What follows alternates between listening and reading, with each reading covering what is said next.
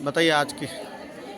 आज का आयोजन तो इसलिए रखा गया था कि 24 तारीख को हमने एक दिन का सांकेतिक धरना दिया था हमारे जो महिला बाल विकास ऑफिस है गांधीनगर, उसके बाद। जी। और एक दिन का सामूहिक अवकाश था, तो हमें 10 दिन का टाइम दिया था कि ये जो मेन मुख्य मांगे हैं इनमें हम 10 दिन में समस्या का समाधान करा देंगे। जी। तो अगर 10 दिन में हमने ये कहा था कि अगर 10 दिन में हमारी समस्या का समाधान नहीं होता है तो 15 दिन के बाद हम आंगनबाड़ियों पे ताले लगाएंगे और पूरी राजस्थान की आंगनबाड़ियाँ बंद करेंगे। उसी के एवज में हम हर जिले और तहसील में मीटिंग का आयोजन कर रहे हैं ताकि सब बहनों को एक कर सकें और ऑल राजस्थान में आंगनबाड़ियों पे ताले लगवा सकें। क्या क्या मांगे आपके मुख्य रूप हमारे से? मेन मुख्य मांग तो ये है कि हमें नियमित किया जाए।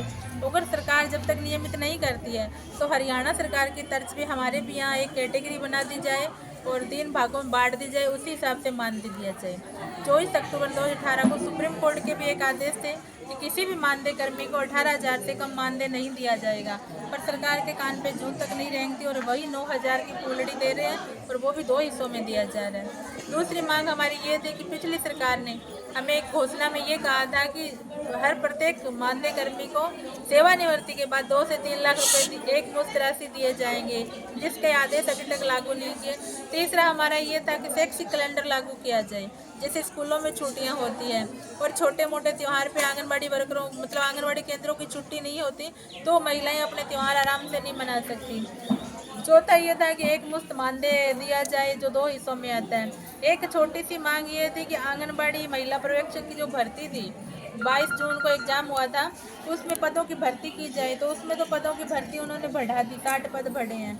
बाकी अभी 4 मांगे और है जिनको लिए हम बैठे हैं, तो 5 दिन का वेट कर रहे हैं। अगर 5 दिन में भी समस्या का समाधान नहीं हुआ तो ऑल राजस्थान में आंगनबाड़ियों पे ताले लगाए जाएंगे।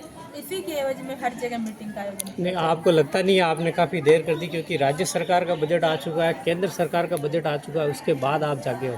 क्या जाएगा। आज कहना है? तक हमने जो भी किया है बजट से हमें कोई लेना देना नहीं है और सरकार को भी नहीं है। ये बजट में तो सरकार कभी कुछ नहीं करती, जो देती है बजट के बाद ही देती है।